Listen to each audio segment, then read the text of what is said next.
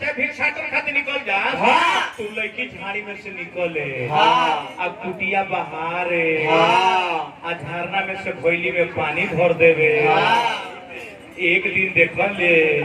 मुनि जी करे कुटिया लिपाइल हो रे। अब भैली में पानियों भरे भरे के कोई भरे नाश के बेद छोड़ ले बाबा लोग कह सकी ना गुरु जी हम नहीं जानत के करता तो एक दिन लुका के देखले के हो मुनि जी के बात समझ में आवत देखी कि के कुटिया बहारता ए नार के रास्ता हो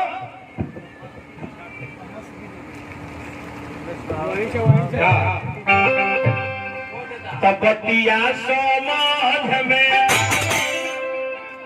के कुटिया ली तो करे तेरे जगला अरे डंगर तेरे बतिया समाध में आईली हो कैसे कुटिया ली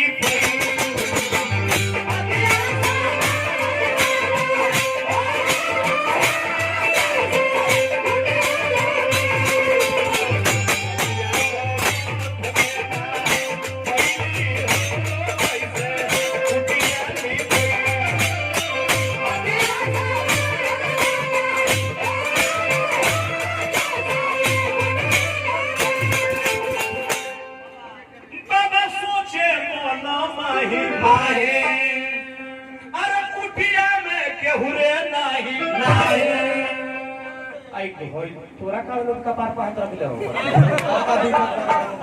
शादी के लिए पता क्या कहते हो अरे मत जाए थे दीपक भाई ने पता दे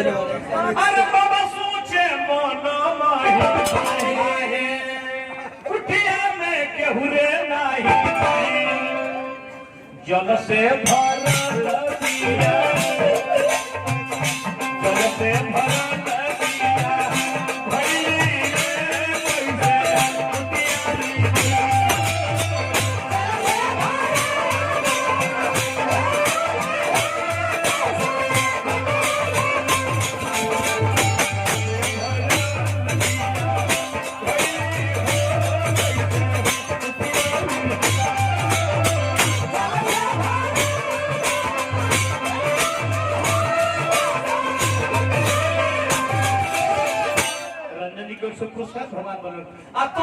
मुनि जी लुका के देखो ले तो देखले कि कुटिया में झाड़ी में से वो लड़की निकलल आ कुटिया मुनि जी कह रहा कौन हो तुम ए बाबा हमारा नाम शेरी है। अच्छा शेरी शेरी अब उस जंगल में क्यों आई है थाना घूर जंगल में ए बाबा हमार बियाह में मुर्गा मुर्गी काटल जात रहे यही सब भाग गई। अच्छा तो गोली करे जी हो तुम जने इसका मन सात्विक है तो तुम मेरे कुटिया में रहो तुमको शिक्षा दीक्षा दिया जाएगा। अरे बाबा सोचे मन माही कुटिया में केहुरे नाही तब सुन के सवरिया रैली हो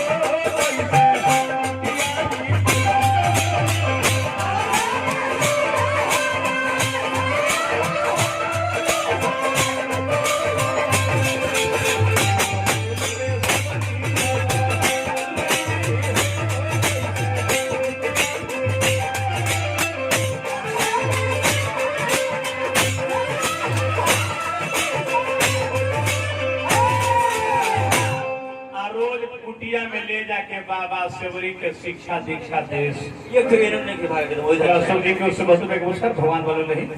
और शिक्षा दीक्षा देवे लगले सेवरी के तो चेलवा खोलो से तो क्यों रे अरे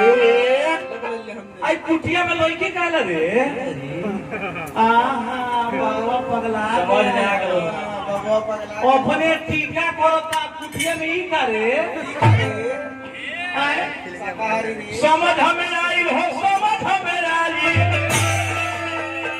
समझ हमें आई हो समझ हमें आई चेलवन कहले बोले कि गुरुजी के एकदम मन बिगड़ गइल बा समझ हमें आई हो समझ हमें आई अरे बारे बाबा रंग बात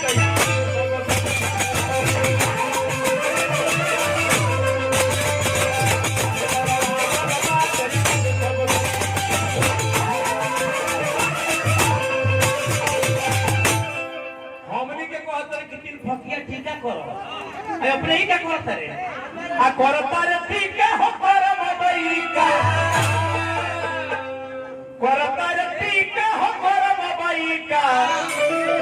अरे भीतर बजावता रे साज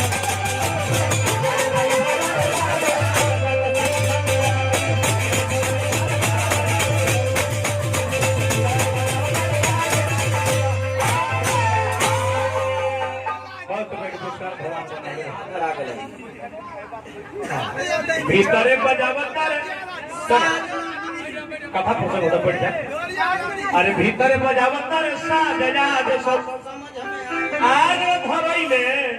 छानी पे धरइले रे आगी में छिनाइले ये कहूं गतर नहीं खेला जाए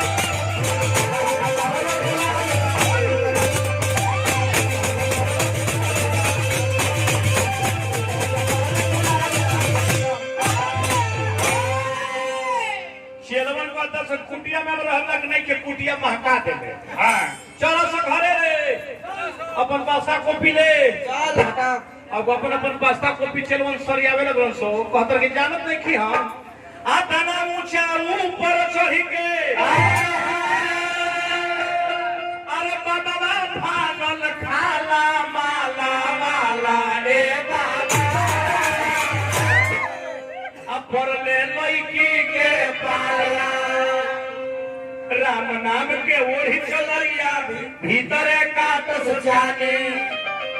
16 बरस के लड़की लेके करतरे मन माने लोग के देखा के फल फूल खा ले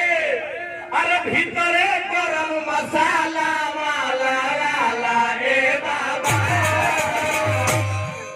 परले लड़की के चलवा कतनी छल हाला कर रे बाबा के मन पगला लड़की का कुतिया मेरे लड़की कहला तो चेला मन घूम घूम के अरे चेला मन घूम घूम के गाई सगरे काना रे आई कुटिया में जाना